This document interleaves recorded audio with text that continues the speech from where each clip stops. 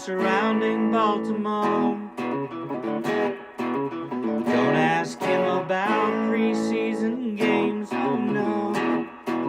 Stuffing things in Griffin Basso. Despite it being on the internet, he can call it what he wants, so Glenn Clark Radio.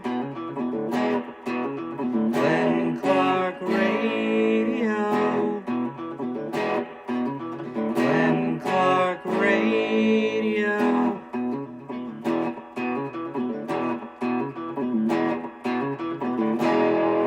Duke sucks.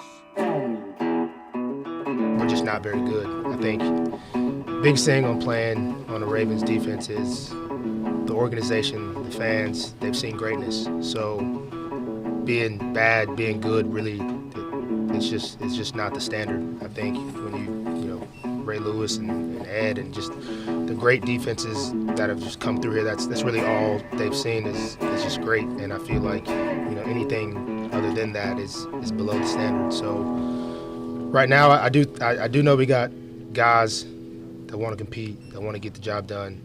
I feel like we are close, but we gotta just all come together. We gotta just finish those third downs. I feel like that was just the biggest key for tonight, and we just can't expect our offense. I know we got Lamar Jackson, but we just can't expect them to score 28 points every game. 30, like it's putting unfair expectations, I think, on the offense. So we got to do our part, and we got to get some stops, get some turnovers, and I think that's the key. But I know we got a short week, so I think if there's a week we can turn things around, it could be this week against a really good team with KC. Thank you to Morgan Adsit from Fox 45 for that particular video of Marlon Humphrey postgame last night after the Ravens, of course, lose to the Detroit Lions in pretty demoralizing fashion. The crazy part is all the numbers we're seeing today about like how historic of a performance it was for the Lions. Like I've seen everybody's talking about NFL record 30 pressures, and they don't turn the ball over, and they did everything nearly perfect. And it was a one-score game, which is kind of wild and really a testament to the presence of Lamar Jackson, but that's it. It is a Tuesday edition of Glenn Clark Radio. Thank you for joining us for Project Game Day late last night. It wasn't pleasant, but we do it after every game. Myself, Rita, KZ, Stedka, Griffin showed up eventually, and Tyus Bowser, former Ravens linebacker. If you didn't get to watch it, find it youtube.com/PressBoxOnline or PressBoxOnline.com/video. We'll do it again this Sunday following Ravens-Chiefs, and ooh, boy. But all season long, Project Game Day, PressBoxOnline.com/GameDay, brought to you by Live Casino and Hotel, 1-800-GAMBLER, HelpMyGamblingProblem.org, the Costas Inn, as well as Game Day Men's Health.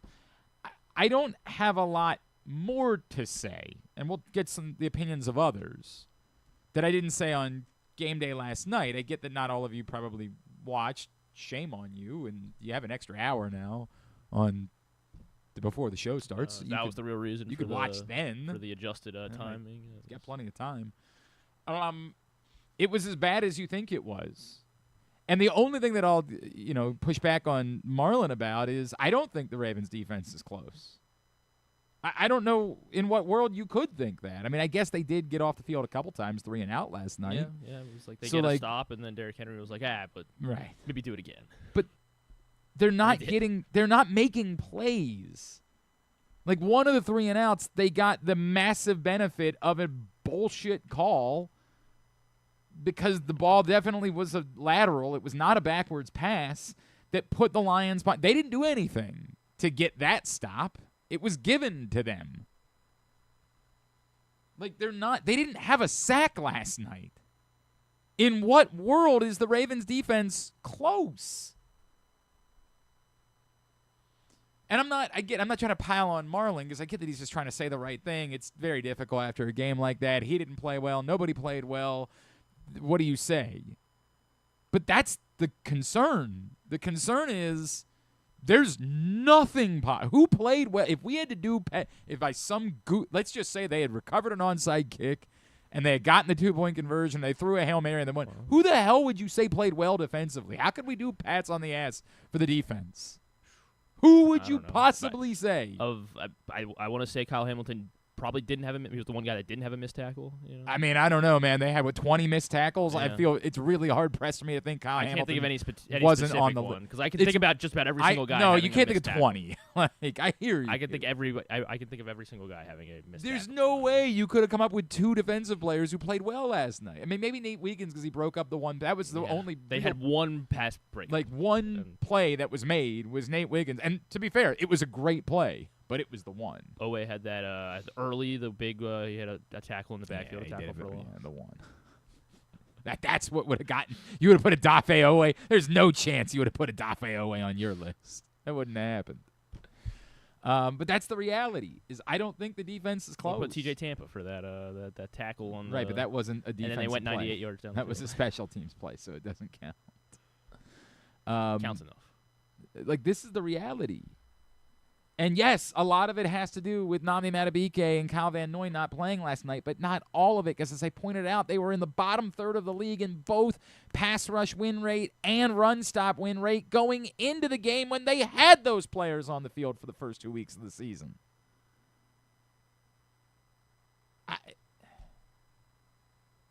It's happening again. And part of the problem is the lack of true game-changing talent. And to be fair, as much as we were praising the defense and praising the roster before the season, we probably ignored that part of it too much. That there weren't wreckers defensively. And I was definitely too bullish about Mike Green. I will take that. Well, everyone was. I mean, it was like everyone was getting drunk in way, training camp. Way too bullish. And it wasn't about training camp or the preseason for me because Lord knows I was not watching. It was about what I thought of him in the draft and why I would have been okay if the Ravens had taken him in the first round from a football standpoint. And look, Mike Green might still have an outstanding rookie season, and he might prove to be the next great edge rusher in Ravens history, but the Ravens needed that quickly. They needed to add someone that could help in that department immediately this offseason. We can all say the right things.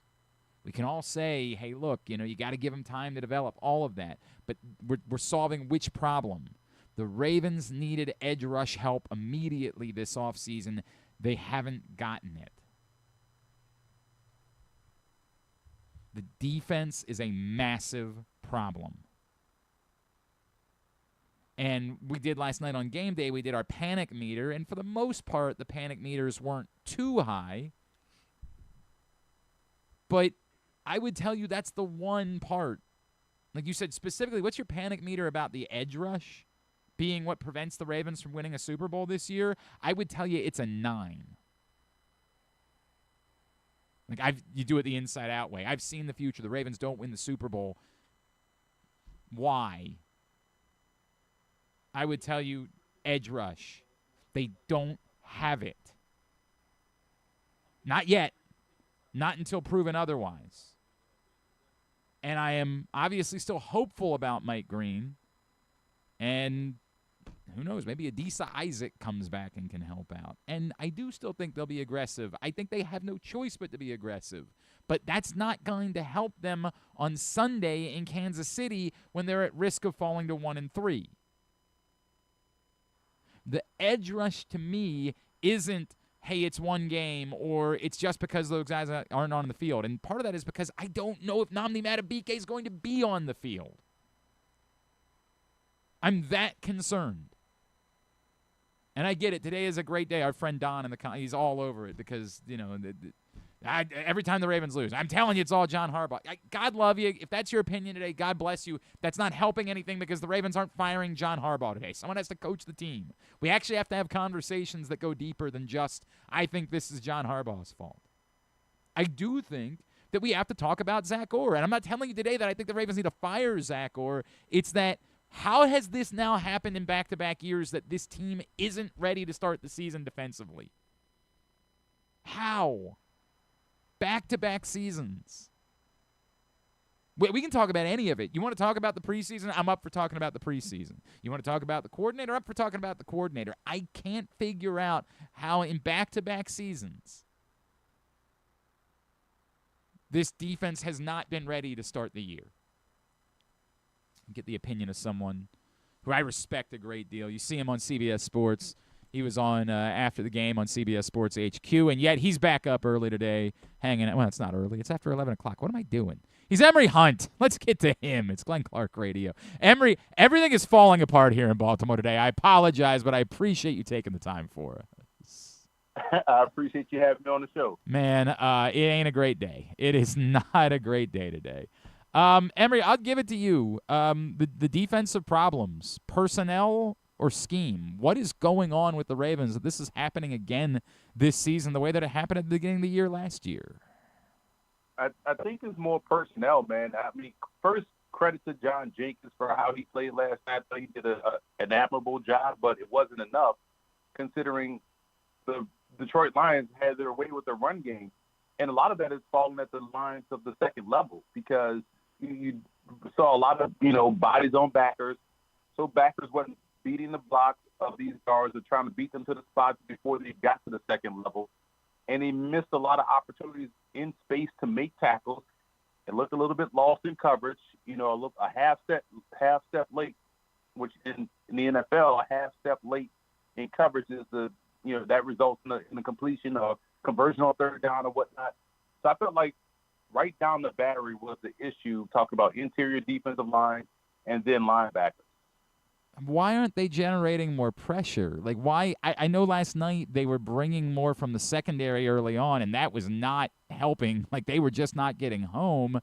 And, I know it's in part the personnel and that they don't have Van Noy, they don't have Madubuike on the field, but it just feels like at some point there's got to be something else you can dial up to get some kind of pressure on Jared Goff, who I don't think had to wash his uniform last night.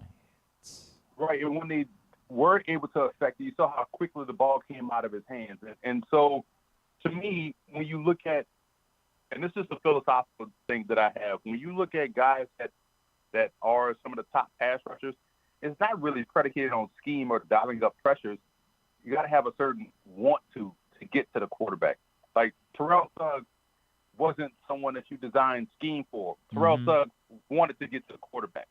And I think Mike Green has that. That's what I loved about him as a draft prospect and all of those things. They just need more of those type guys that just have reckless abandon for pressuring the quarterback. And I do feel like when you do dial up pressure, we talked about it was funny. Me and Brian McFadden were watching the game in the green room, and it's when they called the corner blitz with Nate Wiggins, and it's like, did he really want to get to the quarterback? Or he blitzed to get blocked. Because if he's supposed to make a move on the running back. A running back's not supposed to block you. You got a full head of steam. And so it's the attitude of a guy that wants to blitz, that's trying to affect something, that's trying to blow something up. And if you only have a few of those guys on defense in terms of the mentality, when you're trying to get pressure or trying to blitz, then it's never going to work. And so that's why when you look at teams like Pittsburgh, it seems like they still have the same guys on the team from the Steelers of the late 90s, the early 2000s, because the mindset is still the same of how they attack an opposing offense. And Baltimore has that in spurts, but they got to get that consistently across their 11-man side of the ball. Emory, without us knowing what the story is going to be for Nnamdi Madubuike, is there a chance that their hopes of actually competing for a Super Bowl might come down? I am with you. I still want to believe in Mike Green. I was very bullish about him as well. He has not made an impact as of yet. But I'm starting to wonder if this comes down to they're going to have to be desperate looking for this type of help up front at the deadline, because I just don't know if they have it, particularly if Madubuike isn't going to be back this season. Well, to help out this defense until they figure it out, their offense has to pick it up. And, this is an issue that I have with Baltimore consistently. they have these moments of shrinking in big games because they press too much. And when you press too much, you overthink things. What was annoying me last night was Lamar Jackson not wanting to take off and run, or Lamar Jackson allowing himself to get running from behind to get sacked. This is not the Lamar Jackson we've seen before where he, concedes a sack or gets himself sacked. Also, with the running game, we don't see Derrick Henry fumble, and now we've seen him fumble in 3 straight games, albeit 2 were lost, but that's a sign of pressing. And even the offensive play calling, they were down to score, and they went in straight air raid mode, and we were watching the game like, yo, there's 6 minutes left in the game. Why are they going hurry up? Like, you can still run the ball. You're only down a touchdown. Like, why are you going to this hurry up offense and now you find yourself in 3rd and 10? And so that's a deeper issue that they got to dig down. And, that's a Jim Harbaugh thing. Like, why are we shrinking in these moments? Why am I, as a head coach, not having these guys ready to go, juxtaposed to the other side? Dan Campbell had his guys ready for every opportunity. They were actually calmer in these high leverage moments, like the 4th and 1 inside the red zone when they ran the option play, or the 4th and short to close out the game when they threw the ball down. They were no doubt. even calling a 67-yard field goal. Like, okay, if we miss it, cool, but I believe my guy can make this 67-yard field goal. And so that's the difference between the coaching staff and how it manifests itself out there on the field. He is Emory Hunt, CBS Sports. He is with us here on GCR. Emory, you bring up Lamar Jackson, and it's difficult for me because, 30 pressures last night that the Lions got. So, I can understand his skittishness in the backfield last night. Like, he was it was relentless how they were getting after him. That said, I do agree with you. What was the line between he was skittish versus it was there? Because they were using the spy, but I think what you're saying is what I feel too, which is you're Lamar Jackson. Why are you worried about the spy? Just go spin that dude out of his shoes and get downfield. Right. So what, they got a spy? You know what I'm saying? Like, the spy is not faster than you. That's the part that was blowing my mind. And that allowed Detroit to kind of make a couple of plays. So I feel like Lamar Jackson sometimes gets caught in this, he's too online at times where, he got to play from the pocket, or he got to make plays from the pocket. Like, bro, if the game calls for you to go rush for 205 yards, go and rush for 205 yards. Mm-hmm. Like, we know you are a great pocket passer. That's just the narrative that people that hate on you want to spin. So forget online, forget the narrative. Do what Jalen Hurts does. If today requires me to throw for 58 yards and tomorrow requires me to throw for 330, I'm going to do both, right? Because this is what's necessary to win this particular game. And I felt like there was a chance for Lamar to lead the team in rushing with 150 yards last night, but he chose to try to win from the pocket, and, which is fine. But, bro, get out there and Barnes should not catch you, in any iteration of your career. So I think that's what was frustrating last night about the Ravens offense. I felt like the Lions did a great job and beat the Ravens, but the Ravens helped them out by also contributing to that loss as well. I do still feel like, again, where I agree with you, I still feel like there were 30 pressures last night. And the funny thing is, as I was watching, it wasn't like I thought there was any one particular lineman that was it seemed like it was a little bit everybody that was the guilty party. It just, I don't know, it felt like they were overwhelmed from the jump. And also it didn't feel like anybody was picking up, and I don't know if that's part of them just missing Pat Ricard right now, but boy, there were very few times where it felt like they were reading what was coming at them. That was the other part, too. No Ricard definitely changed the run game because there was no one to take away that extra defender. And I know they tried to use different ways to accomplish the same goal. Sometimes use tight end, sometimes you want to use influence. But with no Ricard, you lost that ability, and that manifested itself on that drive where they just bungled the entire, series from the 5-yard line, where they couldn't punch it in. That used to be easy money for, Baltimore with Ricard out there. So now you're seeing the importance of two guys, Madubuike on the defensive side and Pat Ricard on the offensive side, and that showed itself huge last night. I'm going to go back just quickly to the defense, Emory. Are you confident that Zach Orr, I keep coming back to, this has now happened in back-to-back years. And a year ago, they brought in Dean Pease to try to help out with things, and they got things settled. Is it unfair for us to ask questions about Zach Orr as a defensive coordinator? It's not unfair to ask questions, but it's also not. If you're going to ask questions about him, you got to ask questions about Harbaugh. Yeah. You know. Well, I just with the caveat being they're not going to fire the head coach until after the season's over because somebody's got to be the head coach, right? Like, you know. Right, but also, and then you look at.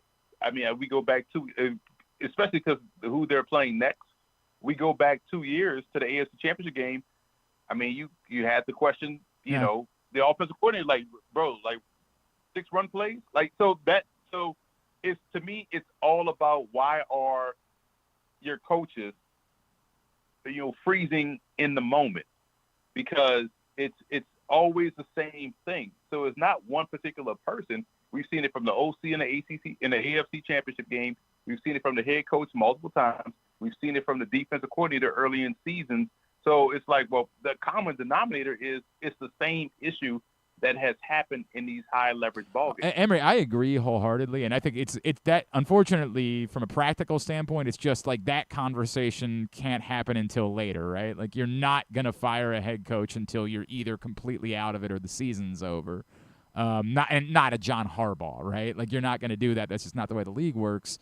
To me, I do think it's a real question of if the defense looks like this for another week or two, do you find yourself in a spot where you just have to make a change at coordinator because, you can't let this thing come unglued and seem like you're not doing it? So I agree with everything you're saying from a, hey, what's going on here standpoint. I just mean from a practical standpoint, it doesn't feel like you can practically change your head coach in this situation at this point. So if you fire Zach Orr, does that change the fact that Madubuike not in the lineup? Oh, no doubt. No doubt. No doubt about it. I don't think it's a Zach Orr issue. I really don't think, we know he can call defense. We saw it last year. Like, they had one of the top defenses in the NFL. So listen, it's week 3, and I know it's a bad loss in a primetime solo spot. Like, we'd probably have the same conversation if they were 2-1 and this was Morgan State they lost to. And be like, well, what's going on? Why can't they? They could beat the Lions, they could beat the Chiefs, but they can't beat, this school here. So I get that there's frustration, but it is week 3, and it's we talk about how early in the season maybe 1 and 2 are kind of an extension of the preseason. They'll figure this out because when you look at their defense as a whole, there's some elite level players on that defense. And we saw some positive things last night. I thought we saw TJ Tampa do a really good job when he was thrust into the lineup. We've seen certain elements of Baltimore being really good. And so in spots, hell, they had a huge lead against Buffalo. So the defense was playing really well. And so for me, it's about, okay, when will they figure this thing out? Obviously, they're banged up, but you could say that about any NFL team. I just don't think it's, it falls at the feet of one guy and saying this is the issue. It is not like we've never seen, like last year. If last year didn't happen and they were just terrible all throughout the last season, and they start this season how they started defensively, you could say, okay, well, maybe there's something there. But I just don't see nothing with Zach Orr to say this is a guy who should be, he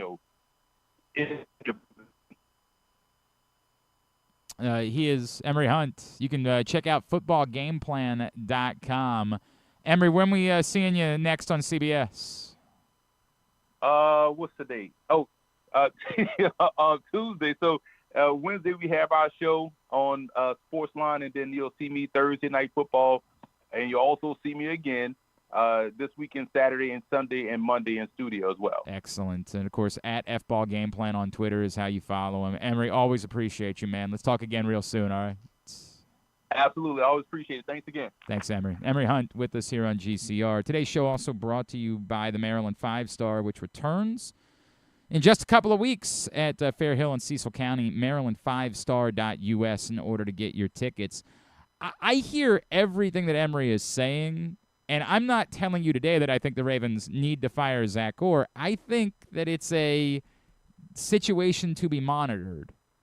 What is it that Andrew Stecca was saying about Justin Tucker all last year? He's like on watch. I think that, and maybe I even was what started that term. I'm not sure. Like, it's on watch for me. I'm monitoring that because it might very well be that Emory's right. I think the confusion that we have is how much of what happened in the second half of last season was Zach Orr fixing things versus how much of it was the Ravens brought in some outside help, and it's weird how the defense seemed to get fixed when they brought in that outside help. And so I think that's what is leading us to ask these questions at this point. Is this Zachary Orr's fault? I'm not saying that it is. I'm saying that from a practical standpoint, if the defense performs poorly in another couple of games and they're sitting at like 2-3, they might find themselves in a spot where for a team that's Super Bowl quote or bust, and I know that John Harbaugh doesn't like that, but it feels like they need to be thinking kind of along those ways. That there's almost not a choice but to say this isn't working. We have to do something different. Get Bo Smolka's thoughts about this. Of course, covers the Ravens for PressBox, PressBoxOnline.com. He was at the stadium last night. Bo Smolka, good morning, my friend. How are you? Good morning. How are you? I'm all right. What do we say about Zach Orr, and what do we say about a Ravens defense that we thought figured things out late last year and looked like one of the better defenses in the NFL, but is off to a start this season that is eerily reminiscent of the start they were off to last year? Boy, it sure is eerily reminiscent. And what do we say about them is Marlon Humphrey might have said it best. They're just not good right now. And the question is, why aren't they good right now? And they are clearly not the defense that, myself included, we build them to be in July and August. And they've got a real reckoning to come to terms with here. They need to find out why they're not as good as they as they thought they would have been. Is it just the matter of not having a pass rush? Are the defensive backs not doing enough? Are they obviously not stopping the run? There's just a multitude of issues there. But they're just not as good as we thought they were. And can they be? Maybe. But they are not close to it right now. They are not close to it right now. And that was the one part of what Marlon said last night that I pushed back on because, Bo, I don't know that there were even, like, positive things they did last night. Like, I guess the one Nate Wiggins pass breakup was good. That was a good, but like they did nothing defensively that suggests that they are anywhere close in my mind. Oh, I agree with that. And, you know, Adafeowe had a nice hit for a loss on one of the first plays of the game, and then he was kind of non-existent after that. And, I mean, they didn't sack Jared Goff. It just seemed like obviously they could run whenever they wanted. And then it just seemed on third down, if they needed a third down conversion, he would just wait, have enough time, and find Laporta because he's going to get open sooner or later against this defense and against that pass rush, and Goff would have all the time he needed. The Lions were just a step ahead on both sides of the ball all night. They played with more physicality. They were more intense. It just looked like they wanted it much more. And, yeah, I'm sure the guys that were here 2 years ago were fired up about that and really wanted to show something after they got run out of the building 2 years ago. But, again, you said it. This is a Ravens team that has designs on being in the Super Bowl, and they can't get a stop. They can't tackle anyone, and they can't get a pass rush. And they accomplished some things offensively, but it's kind of a mess right now. Bo, I know some of it, obviously, is no Nnamdi Madubuike, no Kyle Van Noy, right? Like, we acknowledge that, particularly against the run. I think the problem is, without there being any updates about Nnamdi Madubuike, and when we're talking about a neck injury, I'm not sure that you can assume that you're going to have Nnamdi Madubuike. I just don't know how you would, and that's the part of this that makes it really concerning is how does it get fixed without them? That's a good question. And, you know, it was just alarming to me to see, and I know Madubuike wasn't there, and you know, he's either extremely valuable, or the other guys just didn't play that well. Because, I mean, you take him out of the middle of the defense, they shouldn't be gashing him for 225 yards. Now, I think Travis Jones was dealing with an injury on and off throughout that game. He came off the field slowly a couple times, and he was out there, but I don't think it was 100%. And because again, they couldn't stop anything. And it was, to me, striking how easily they ran between the tackles all night. How do they fix it without, if Madubuike isn't back? And John Harbaugh was asked about him after the game, and he had no update.